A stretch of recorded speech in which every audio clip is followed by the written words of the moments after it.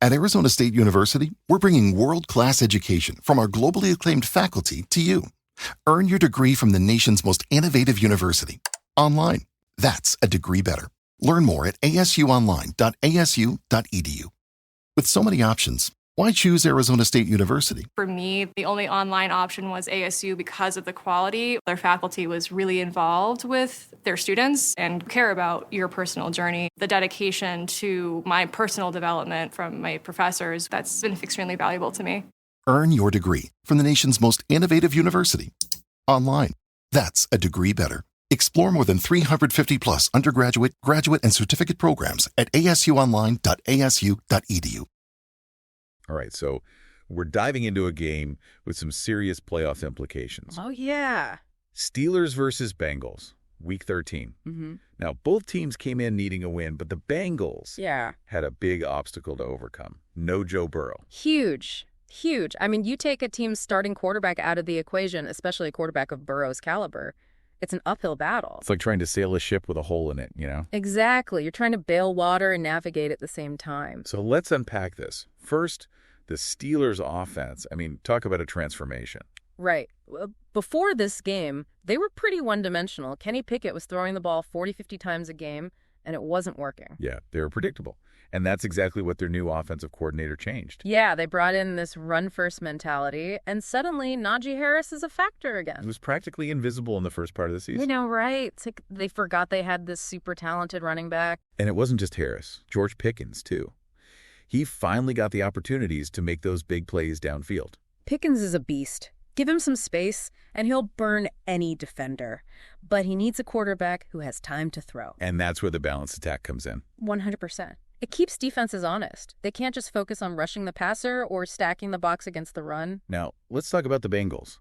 How did they try to adapt without Burrow? I mean, obviously you can't replace a guy like that overnight. No, you can't. But they did have Jamar Chase, and boy, did he put on a show. He was making catches I didn't even think were physically possible. He's just a different breed, you know? That guy can turn a 5-yard slant into a 60-yard touchdown. But it felt like he was carrying the entire offense on his shoulders. He pretty much was. They had Jake Browning in at quarterback. Who, let's be honest, is not Joe Burrow. Not even close. So what could they have done differently, strategically, to give Browning more support? Well, they definitely could have simplified the playbook. More short passes, more screens, anything to get the ball out of Browning's hands quickly and into the hands of their playmakers. Make it easier for him to manage the game. Exactly. Don't ask him to do too much. They also could have tried to control the clock more, keep their defense off the field. Because that Steelers defense, Babe. They were terrifying. Oh, man. TJ Watt and Alex Highsmith were like sharks in a feeding frenzy. They were all over Browning. Those two were the difference makers in this game. Absolutely. Watt was unblockable. He was in the backfield on almost every play, disrupting everything. And then you've got Highsmith on the other side, equally relentless. They just overwhelmed the Bengals' offensive line. Like the Bengals' offense hit a steel curtain. Yeah, that's a good one. But you're right. It was that Steelers defense that won them this game. And we can't forget about special teams. Oh, yeah, absolutely. Special teams are so often overlooked, but they played a huge role in this one. The Steelers' punter was pinning the Bengals deep in their own territory all night long. Which made it that much harder for them to even get into scoring position. Exactly. Every drive was an uphill battle for them. So the Steelers get the win, inching them closer to that playoff spot. But for the Bengals, this loss raises a big question. Yeah, can they make a run without Burrow? It's going to be tough. They need to figure out their offense, and fast. Otherwise, this could be the beginning of a pretty rough stretch for them. Absolutely. This game was really fascinating, I think. Yeah. Not just because of the outcome, but because it felt like we were watching a changing of the guard in the AFC North. You know, you're right. We saw the Steelers reinvent themselves on offense. The Bengals struggled to adapt without their leader, and that Steelers defense just dominating. I think this game says a lot about the future of this division. It does. It raises so many questions. Can the Steelers keep this momentum going with their new offensive approach? Can the Bengals find a way to stay competitive without Burrow? And how will the rest of the division respond to these shifts in power? This is just the beginning, and I can't wait to see how it all unfolds.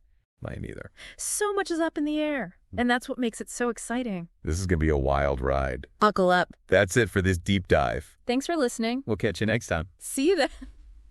Today is your lucky day. Today is the day that our $3 website works for you, paying you directly to your PayPal daily. Imagine $3 ongoing continuous payments to your PayPal account. Imagine falling asleep and waking up to $300 in your PayPal account. How would this make you feel? How could this help you? What bills could you pay? What kind of fun could you have? What does that retirement look like now? All for a one-time payment of $3. This website is DFY done for you, fully built and completely hosted, and never stops collecting payments for you. You have spent $3 on coffee on a regular, but that coffee won't help you create multiple streams of income. Click the link below.